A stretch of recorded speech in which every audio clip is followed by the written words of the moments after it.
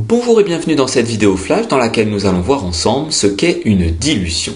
Le principe de la dilution est d'obtenir une solution dont la concentration en soluté est inférieure à celle de la solution de départ.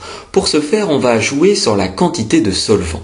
Si les notions de solution, soluté et solvant ne sont pas bien maîtrisées, n'hésitez pas à cliquer sur le lien en haut à droite de cette vidéo. La notion de concentration va quant à elle être expliquée un petit peu plus tard dans cette vidéo. Pour être sûr que la notion de dilution est bien comprise, prenons un exemple avec le sirop de grenadine, qui jouera d'ailleurs le rôle de soluté, et l'eau, qui jouera le rôle de solvant. On va donc à la fin obtenir une solution aqueuse, puisque le solvant est l'eau, de sirop.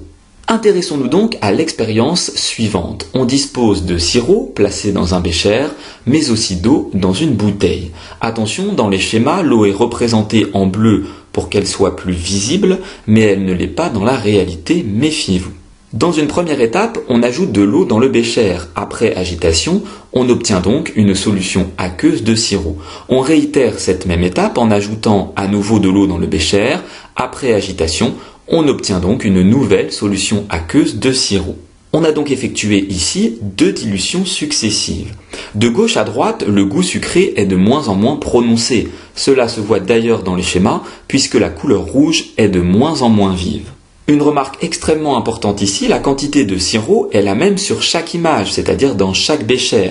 Le sirop a purement et simplement été dilué avec l'eau. On dira en chimie que la concentration en sirop dans la solution diminue de gauche à droite, c'est-à-dire que la quantité de sirop par unité de volume de solution diminue. Si on considère que notre unité de volume est définie par le petit rectangle jaune qui clignote actuellement sur les schémas, on voit bien que la quantité de sirop diminue par unité de volume à mesure qu'on ajoute de l'eau. La concentration en sirop dans la solution finale est donc bien inférieure à celle de la solution initiale. On a donc bien ici réalisé des dilutions successives.